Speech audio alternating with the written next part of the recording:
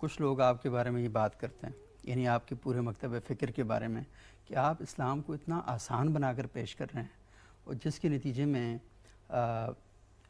مطلب یہ جو مغرب ہے بہت خوش ہوتا ہے، اور وہ جو تعبیر و تشریح آپ اسلام کی پیش کر رہے ہیں، اور وہ بس ہر بندے کے لیے بہت مزے کی ہے اور وہ بڑا انجوائے کرتا ہے،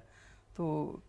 مطلب اتنا آسان بنا کر آپ نے پیش کری، دین کو تھوڑا سا مشکل ہونا چاہیے تاکہ ذرا عمل کرنے میں تھوڑی ٹینشن ہونی چاہیے۔ دیکھیے جو لوگ اس طرح کی بات کرتے ہیں میں ان سب کی عزت کرتا ہوں، ان سے بڑی محبت ہے ہمیں،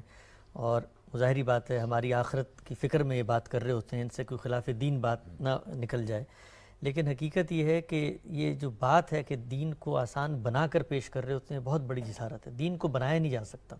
احداث فی الدین یہ افتراء علی اللہ ہے، یہ ان 5 جرائم میں شامل ہے۔ صحیح۔ تو اللہ تعالیٰ ہر اس شخص کو بچائیں جو دین کو اپنی طرف سے کچھ بھی بناتا ہے، مشکل بنائے تب بھی افتراء علی اللہ اور احداث فی الدین ہے، آسان بنائے تب بھی افتراء علی اللہ، یعنی اللہ تعالیٰ کے اوپر آپ ایک بات الزام لگا رہے ہیں کہ جی اس نے یہ کام کیا اگرچہ اس نے یہ کام نہیں کیا۔ تو یہ جو خود سے بنانے کا کام ہے، مشکل ہو یا آسان،